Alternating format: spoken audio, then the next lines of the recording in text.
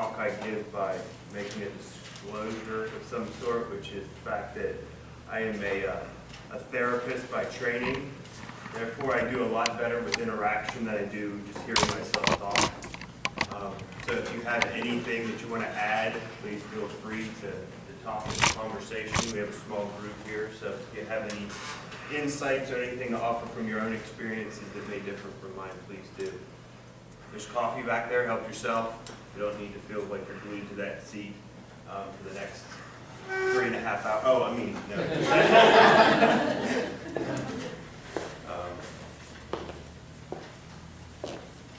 Thanks for being here, guys. When we started this process almost 2 years ago, getting Inspire off the ground, it's pretty awesome to see that this is actually the fruition of a lot of prayers and a lot of coming together, so I'm just excited to be here tonight.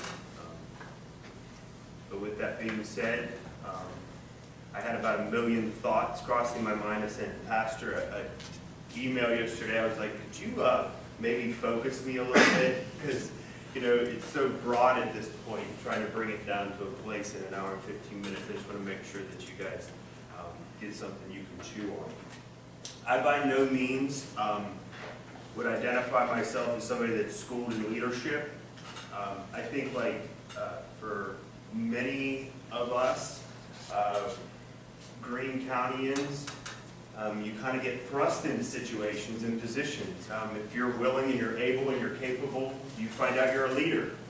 You're kind of like, who, me? Oh yeah, okay, I guess. You know, you rise to the top of the list in many situations, and that's been my experience. So I feel like most things in my life I have learned by making mistakes. I've learned along the way. I've kind of, you know, had to learn things through a process of trial and error. But it was interesting because when I pulled out a notebook, a journal, where I was going to jot down some thoughts one morning when I woke up. And it just so happened that I pulled a journal off my shelf that I hadn't cracked in probably about 3 years. And in that journal, I saw my frustrations. That was just when we had opened up the outpatient psychiatric clinic where I'm the director, and it was clear. I could see myself, and I was like, well, it seemed like God was putting that in front of me to be able to speak from that and then move forward and say, like, what have I learned since we opened up our doors 3 years ago? What have I learned about managing people? What have I learned about, you know, dealing with all kinds of issues that I never had any experience with dealing with before that? And so let me go ahead.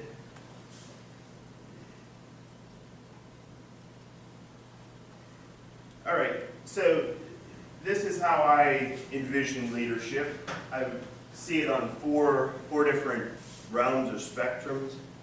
And you know what? I think I'm going to move kind of to the side here.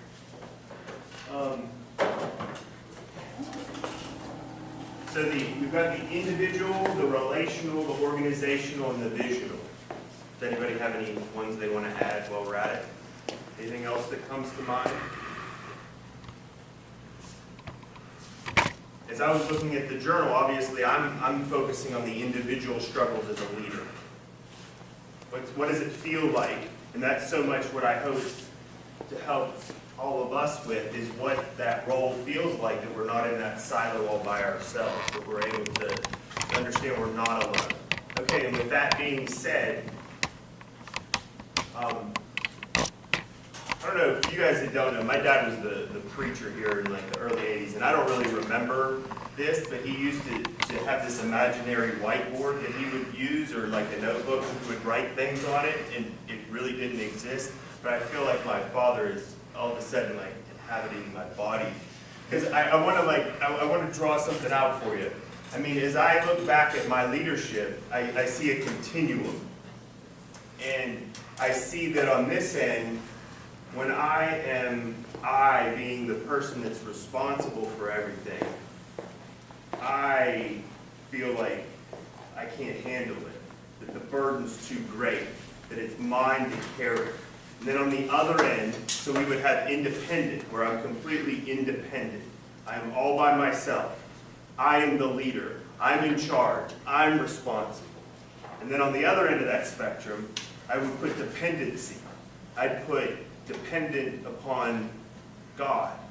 Because if I depend upon God and then others, then guess what? I'm not the one that's carrying the burden. I'm being carried. And so if you go down that continuum and kind of find it in the middle, but anyhow, things like affirmation, perspective, connection would be on this end, and then like loneliness and despair would be on this end. So on this end, I get affirmed, I get blessed, I get encouraged. On this end, as I take things on in my own esteem, I feel like, that's the 3:30 in the morning, and I'm sitting there staring at the wall, thinking, how am I going to do everything this coming week? It's staring me in the face. So that's the individual.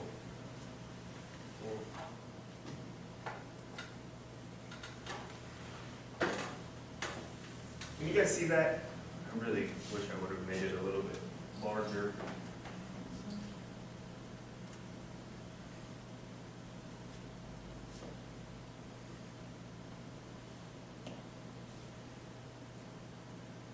When I look at through humbleness, greatness is possible,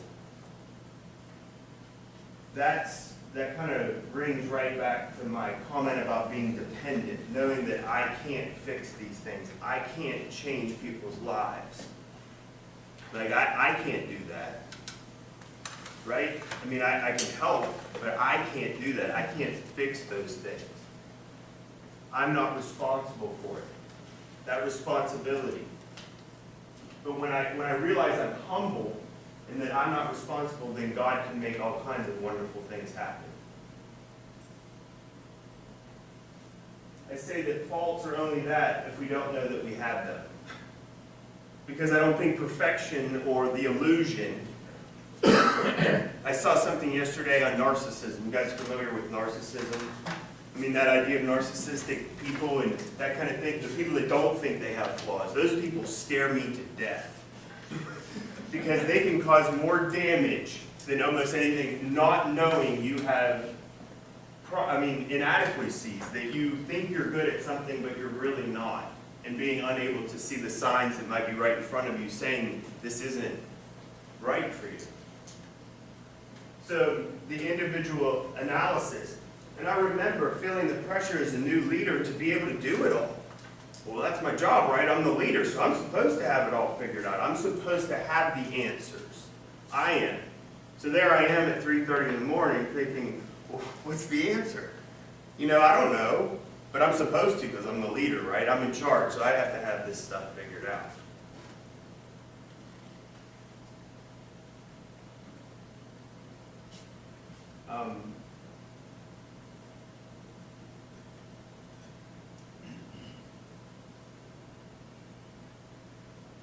Burden or blessing? You guys have any thoughts on that about the faults before I move on to the burdens and blessings? Do we have any perfect leaders here?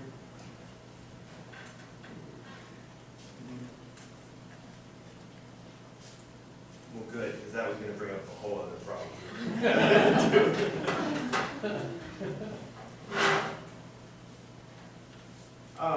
In my life, and as I look back at the most challenging things that have happened in my life, which on the outset, from that beginning perspective, looks like an obstacle, it looks like a burden, it looks like something that I'm not capable of doing or something I'm not able to accomplish. It feels like a burden.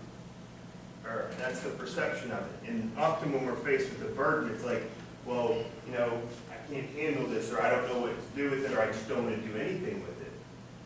But understanding that so often that when we're working through those situations, it's when, at least in my experience, that God teaches me the most. When He pushes me outside my comfort zone, forcing me to do things that I don't want to do. That often God shows me. This is a perfect example. Sitting here talking about leadership, when I don't really feel like I had no intentions of being in this position, but God has blessed me tremendously by pushing me through that. And I hope that even for you guys this next year, I mean, that's what this is an opportunity, is to feel blessed through working through this program, and an opportunity to stretch yourself a little bit. I think that that's what's going to go on with the M4, and reading some of these books and the things that Dave's going to work with you on. It's going to stretch you a little bit. But I think the blessings are going to far outnumber the burdens. I've read a lot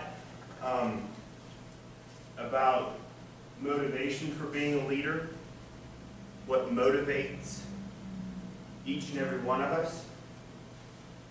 I want to share with you something. I don't know if you guys know who Harold Kirshner is. He's written a couple of books, but one of it, Overcoming Life's Disappointments. He's actually a rabbi, a Jewish rabbi, and he wrote a whole book about overcoming life's disappointments. And I would suggest that anybody who's struggling with anything in their life, if you know anybody, or I mean, it's a great book. But he bases it all upon Moses and what it was like kind of being Moses and how he overcame things. And I just want to share an excerpt from that book. Part of Moses' genius, part of what made him the effective leader and inspiring human being that he was, permitting him to retain his enthusiasm and his sanity in spite of everything, was that he remembered for whom he was working. He set the presence of God before him at all times. He believed in God's promise to be with him, and that's what made a difference. So if you think about it, who am I working for? Do I work for the hospital? Is that what my goal is? Because guess what? Sometimes I get frustrated with the hospital. Sometimes I get tired of politics. Sometimes it's, do I want to go to work today? Because, you know what, I may get down on the way that things are being run there. That happens, right? Or even the people with which I work. I mean, Tom's a huge pain. No, I'm just kidding.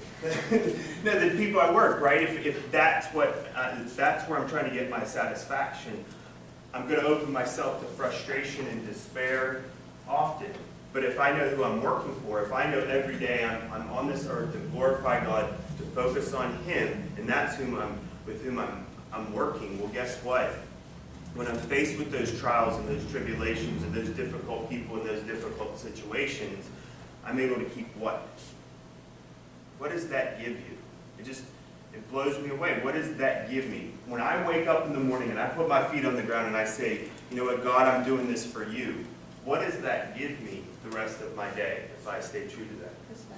Perspective. And strength, right? Yeah. Perspective. And I mean, it's so much like being able to know and keep all this when it's being thrown in your face. Think about Moses. Goodness gracious. Those people were furious with him. I mean, they were so angry at him. And every day he was faced with constant tirades and anger and frustration, and he was able to stay in perspective and know who he's answering to. I think that's such a great model, at least for me to shoot for. But what is your motivation for being a leader? I think Dave's going to ask you some questions later about your experience with leadership and what it is that motivates you. Why are you a leader?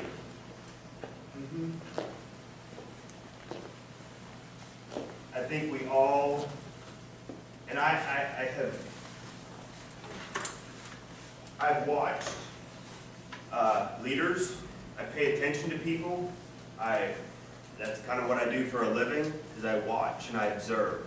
And I've seen leaders who were initially in it for maybe selfish reasons. And I think those people either, get burned out or they find someplace else to go, or I've seen leaders that have stuck in there and they've realized that it couldn't be about them because they were killing themselves trying to make it about themselves so that they were the ones that were in charge. The ones that have succeeded, or at least in this case, have learned how to adjust their motivation. I think it changed. Maybe initially that immaturity, it's about me, but as time went on, they began to understand that if I'm going to succeed in this, I have to give some of myself away. in a good way. And that's kind of going to get unfolded towards the end here as we talk about servant leadership. And the ability to give some of ourselves away, but knowing that we're going to get so much more, including our sanity in return.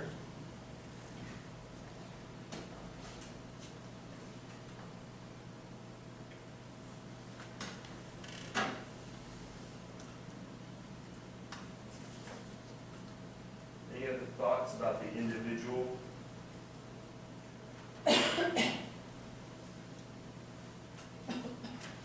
The relational.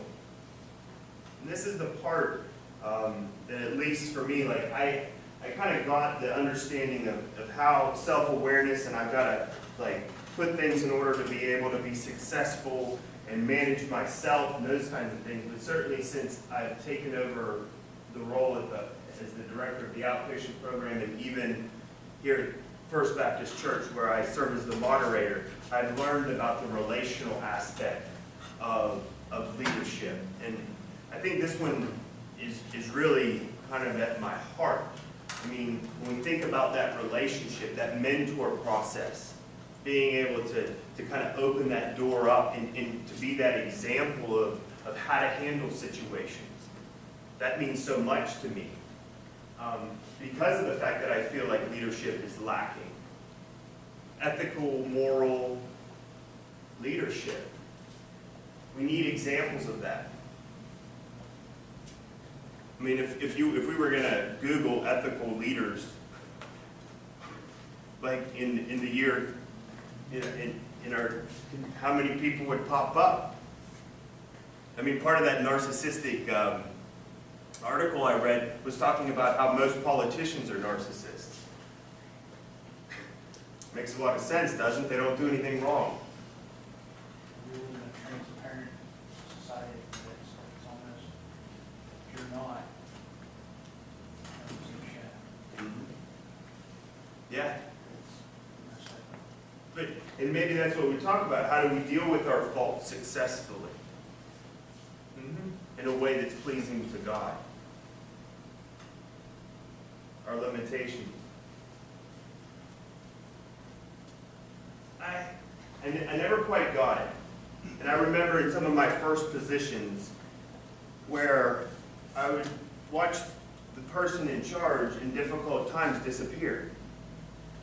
I'm like, wait, I thought you were in charge. I'm confused, and there's something wrong going here, and I can't find you. Where did you? And then after the dust settles, then all of a sudden they reappear. And I never understood. Like, I remember my first, the first couple times that happened, and I was like really struck because I was still naive enough to believe that when you were in charge meant that you actually took responsibility for things. And then it was that eye-opening process where you realize that those are two different things. So when I say, how do we respond in trying times, are the most telling times. Isn't that when people watch us as Christians? Isn't that when we are under the microscope as leaders? As people are watching us, as we put ourselves out there now, and sometimes people are just, looking for the fall, right? They're looking for that opportunity to say bad things. So to me, those trying times are actually opportunities. Aren't they? Opportunities to show who we really are, to shine.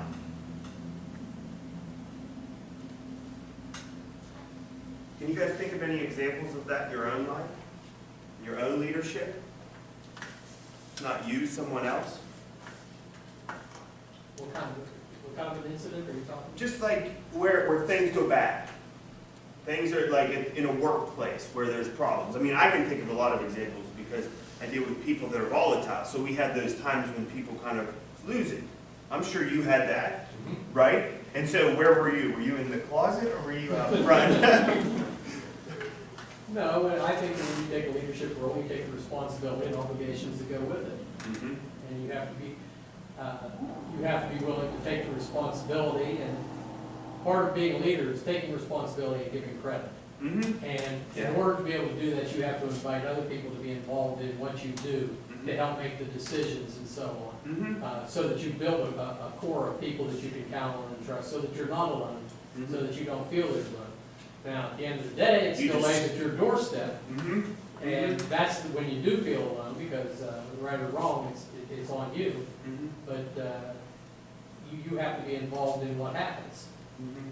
Yeah, I think you definitely took one of the points from, I think, my next slide. Mm-hmm. But right, isn't that, I mean, when we think, and part of the, to go back to that initial slide about motivation, what I had read is, often people who want leadership are immature. They want it for selfish reasons. And because of that, they talk a good talk maybe, but they don't really back it up with much of their actions. So they'll say they want to be the leader, but when push comes to shove, they're scared, they run away, they hide, they're not able to actually take the responsibility. And we were, yeah.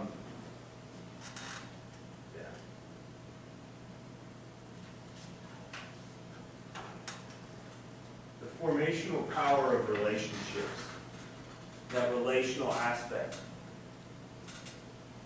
I mean, everything we do is so important. And when you think about how we help to mold generations behind us, we help to mold the organizations with whom we work. When I think of formation, I think like, you're building it up from the ground and you're forming it into something, right? You're creating something. And in relationships, and part of what I wanted to share today is like, a lot of people are reluctant to engage in intimate relationships in the workplace, and I don't mean like intimate, in the wrong way. I mean like in the sense of getting close to people. I mean, we kind of live in a world where commitment, if I don't like it, I leave, I move on.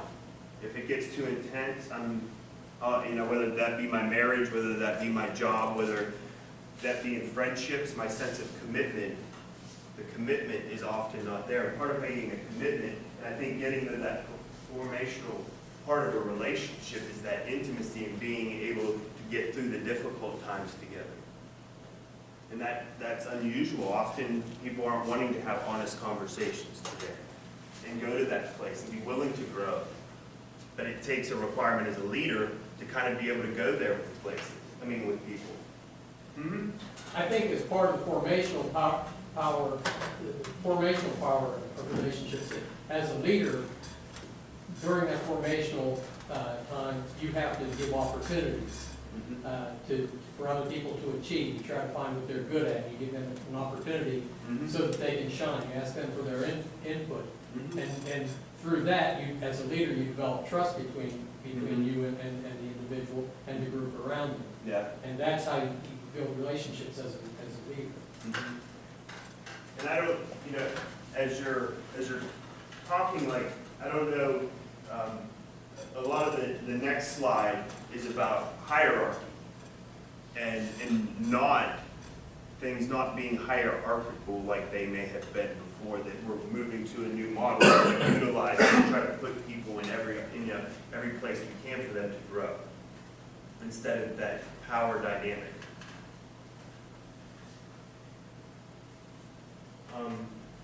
And that's what I just wanted to skip down to trust.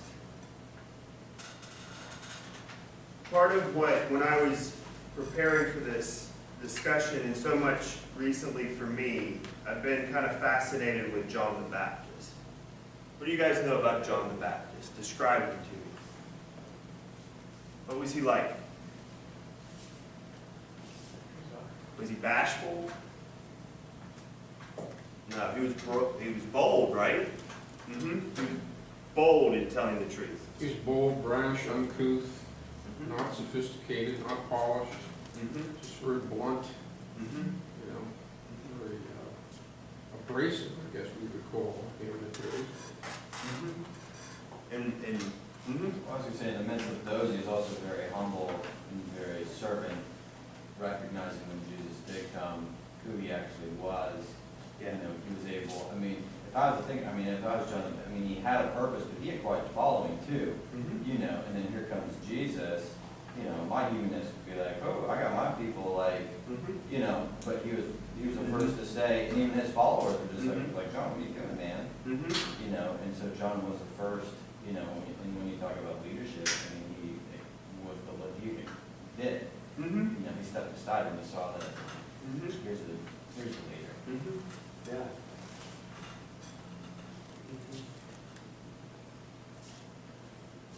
Any other thoughts on John the Baptist? But I mean, and that's my point. I mean, it was the humbleness and him knowing where he was.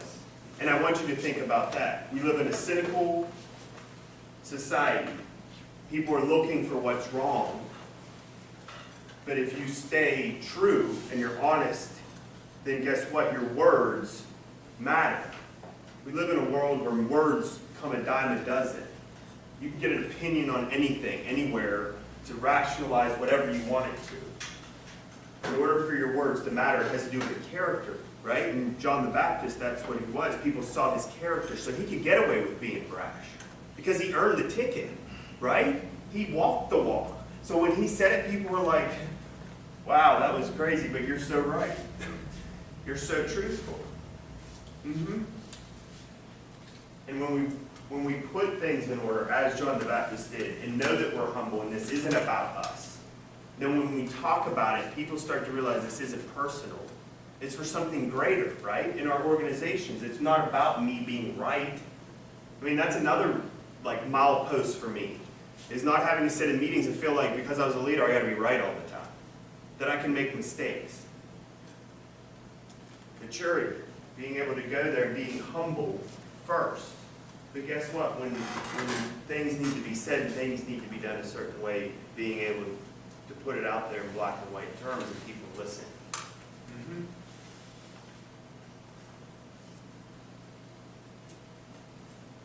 Obviously, and that just goes back to the example and model setting.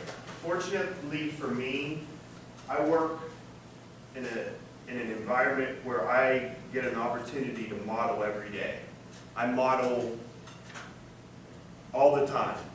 I model in the waiting room, I model, in every interaction, modeling what it is to respect people and to accept people, to love people, to care about people, that when they walk in the door and they don't think anybody in the world can think a good thought about them, that I'm able to show that, these people have worth.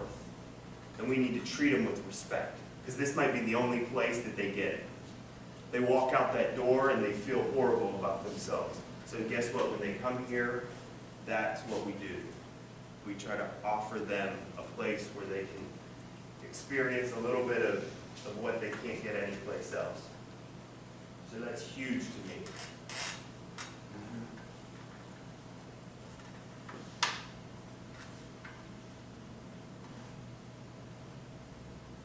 And I just think about it.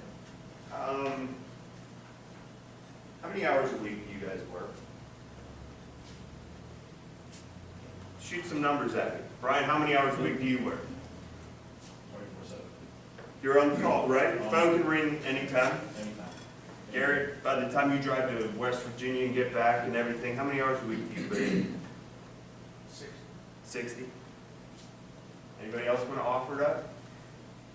How many hours a week do you work, Tom? You better be 30, yeah.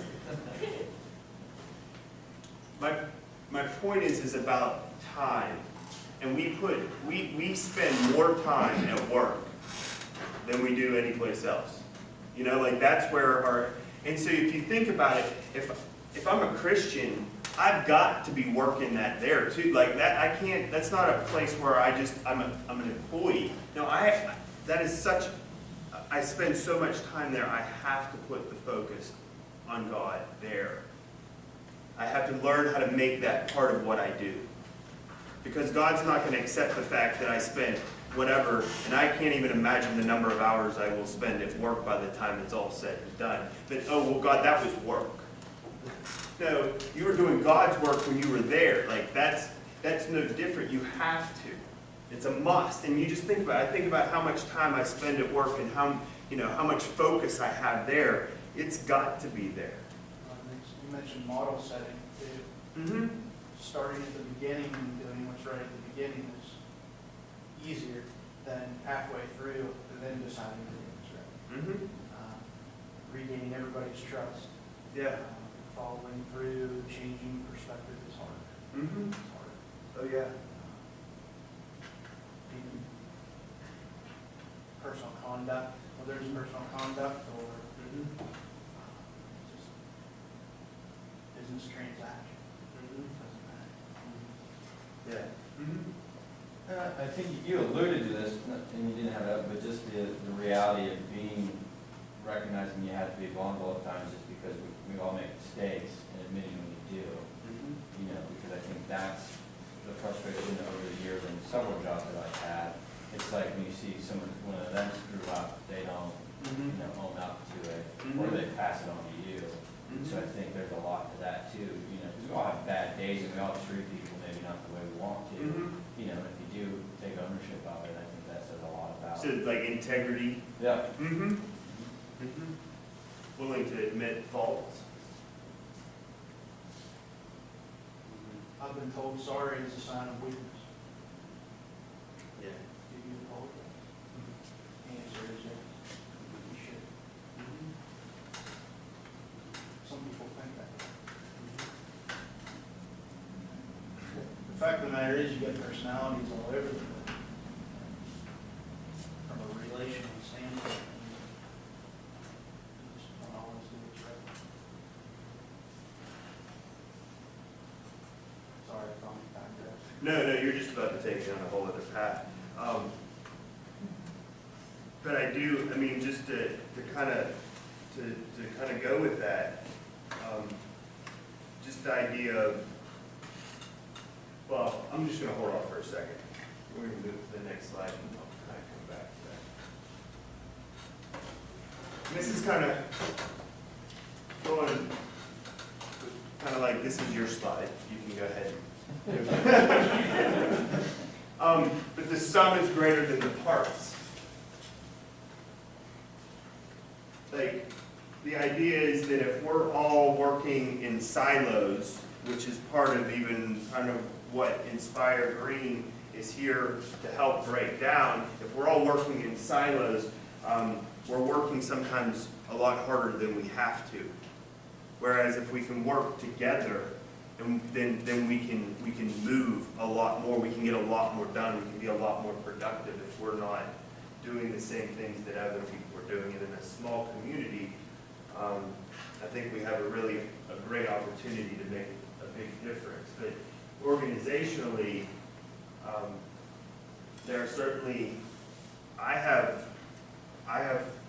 flaws, I have things that I'm not so good at, but I feel like part of my learning process is finding people that are good at what I'm not. I mean, that to me is part of being a good leader, is finding people that do things well that I don't do. It's not that I have to figure it out, that I need to go learn how to do Excel. It's to find somebody that can do Excel. Like Kristen.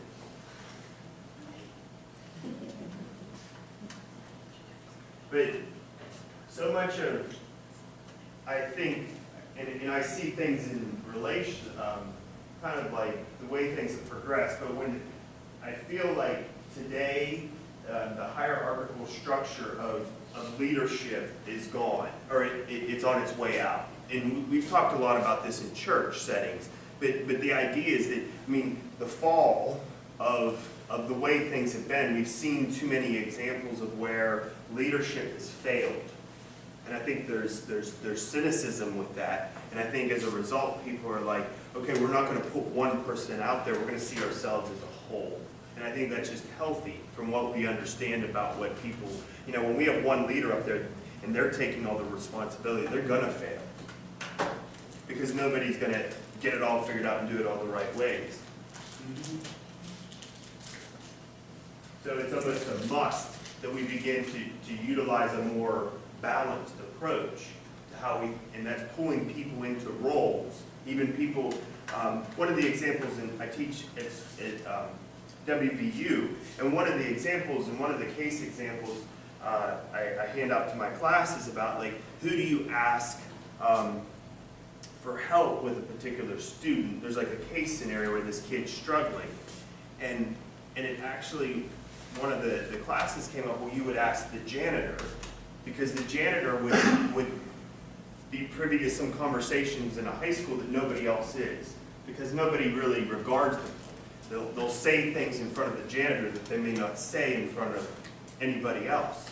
And how do we pull him into the conversation? Like, that's a little bit mind-blowing, right? Well, he's the janitor. Why would you do that? Well, it's because the janitor may have some very precious information that we could put to use for us to help this problem. So kind of thinking that every person plays a role. And then helping them to know that. I mean, the value, the acceptance, but letting every person be part of the solution.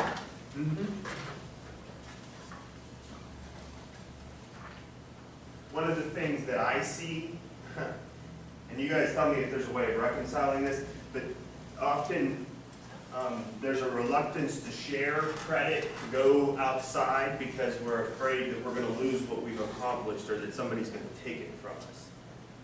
You know what I mean? Like in organizations where they're afraid to bring, to make a relationship with somebody that's doing something new because then they're like, well, my business is going to go away or they're going to take it away from me, and I've worked so hard to have it that I'm going to kind of keep everybody else out. I mean, can you think about that in your own, experiences with like you achieve something and you kind of have to sit on it. You're afraid to let go of it or to let somebody in. It's like you're protecting it.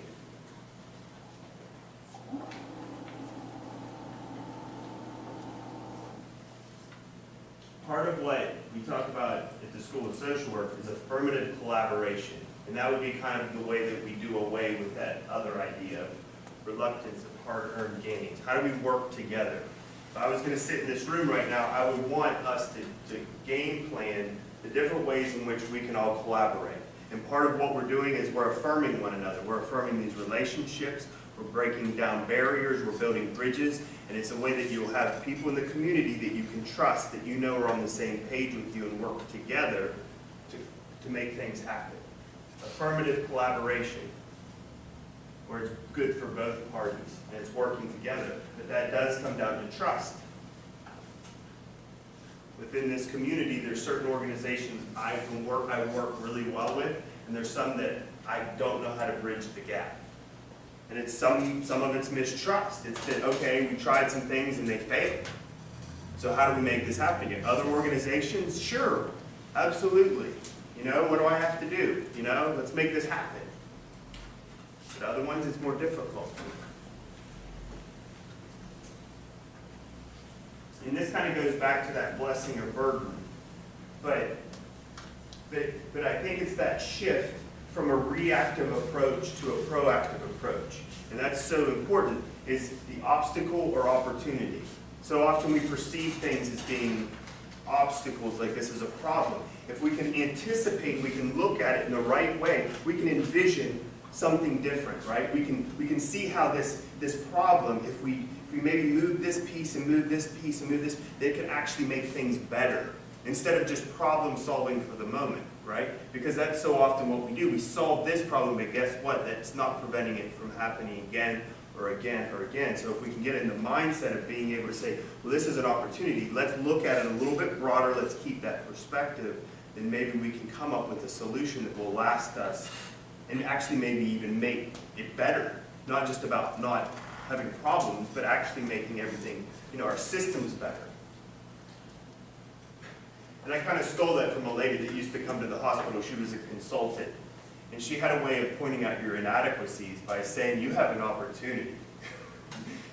That was kind of, you have an opportunity to improve the way that you keep track of your employees. You have an opportunity. So I thought that was funny. Hers felt patronizing, a little bit condescending. But I tried to take that as instead of an obstacle, it's an opportunity, right? It's an opportunity. I'm going to take that, her little shtick, and put it to work for me. Endless opportunities we all have, right? That's right. There's tons of opportunities.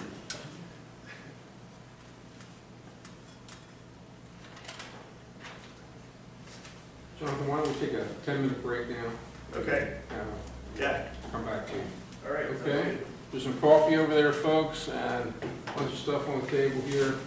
Pens, pencils, bookmarks, whatever. There's You water. want water? Yeah, let's get to the pictures. Thank you.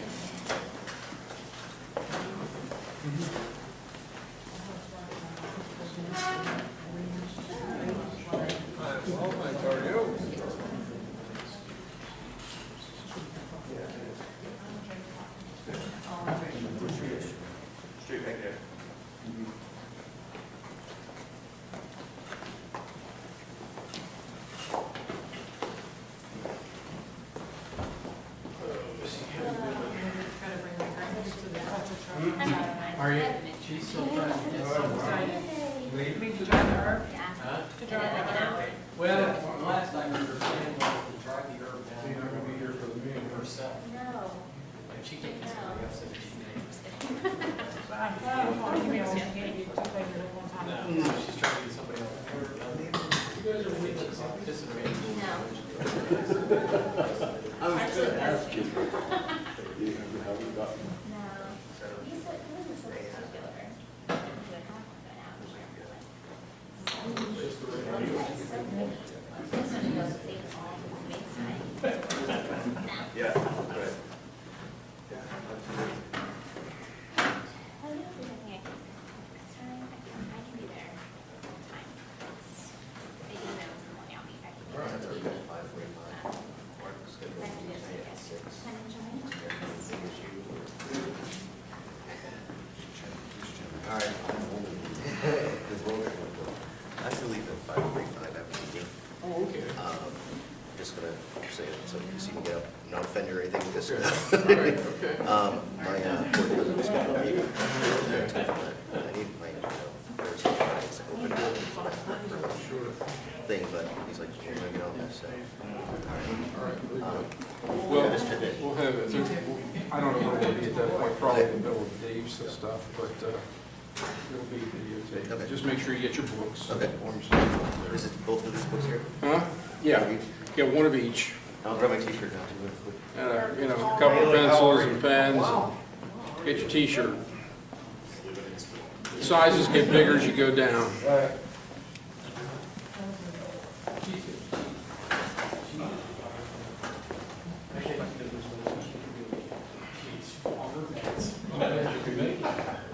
She's a little late now. Needs to take it soon. This guy on the left lane. If I just had a plan. Flew to Denver, my wife just about a year.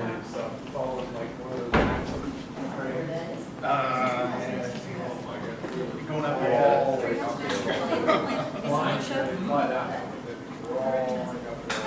Oh, yeah. Did you ever see that? No, we were up past the summit just over the weekend. But then the village was preparing for a wedding there, and Oh, is that we right? used that as a setting, we had just a teaser picture on Facebook. We played golf over there. Border in high school. You can walk around it and everything. You can walk across that bridge. Then let Brittany there. I wore a man, I figured. There were men. And then I know what I. Why in the world did they reduce that to one? Don't believe me, please do the right turn. Yeah. Now it's like one lane here, just everybody, we can't even go, parking lot.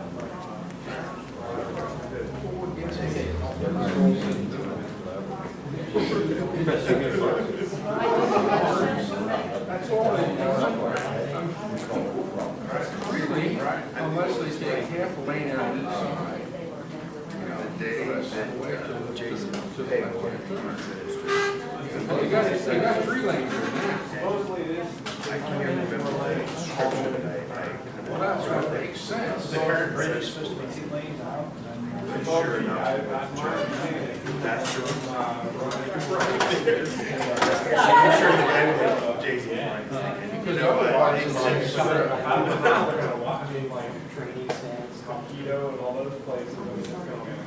And then how they're gonna. I just hung on underneath. And the city officers are.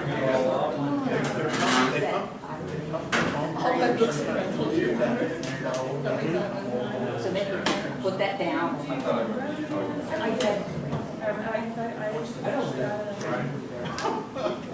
I don't think it's ever been a picture of horns and drawing. I love, have all the lines, I love that.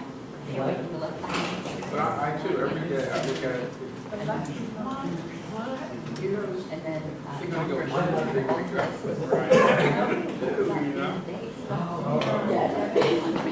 Because if you look at the bridge, how they're gonna get to that is. Wow. Wide world of insurance.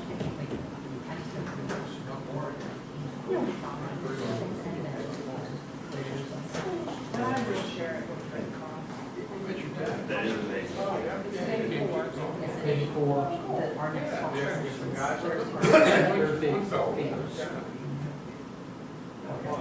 that's in the daytime. It's all day.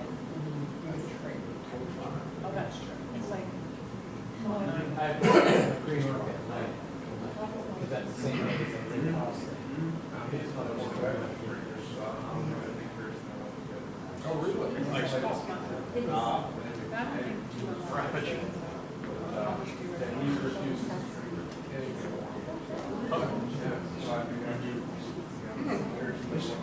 Yeah, I really didn't pay attention to what he was drinking, he was drinking something.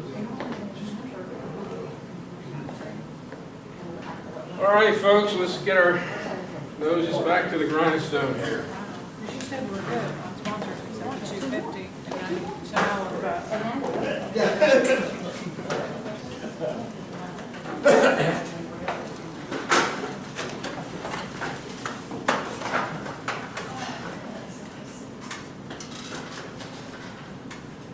All right, guys, so Pastor, say I got, how much time do you think? You have till maximum 5:10. Okay, all right. Yeah, 5:10. How many things as leaders and when we look to the future do we not do because we don't think that we can do it or we don't see a way? When I think about vision, and we've been talking a lot about vision in the life of First Baptist Church, but anticipation of God's provision, right? I have to trust that the Lord's going to provide. And if I just do it against, within my own comfort zone, how much space am I really living for God to come in and actually make something great happen, right? It's all within my control, right? So it's that trust that God will provide. And when I think about that, and what I'm excited for you guys is to see what that means for Inspire Green going forward. What does it mean for Greene County? What is this going to look like? With prayerful consideration and trust, what are you guys going to choose for your project this year? What are you going to decide to take on and to focus on to make a difference in this community? So I just wanted to just share real quick. How many of you know that the Pirates are going back to postseason again? I don't know. Did anybody watch after they clinched the playoff spot the other night and they were celebrating? And did you hear what Clint Hurdle had to say? I thought it was a pretty awesome picture of what vision is all about. I don't know if you guys are familiar, but Clint Hurdle is a Christian. I've heard him give his testimony, but he talked about coming to Pittsburgh. Who would want to come to Pittsburgh? We had lost how many years, consecutive years, and he talked about how this is the greatest place to be in the country. This is the best job. People must have looked at him like he was an absolute moron. Like, you're going to Pittsburgh. They haven't won in how long? And he just talked about how he knew, he saw, and part of what I thought was interesting, he said it twice, was motivation can come in a lot of different ways. And he knew that there was a motivation in Pittsburgh to have a winning baseball team.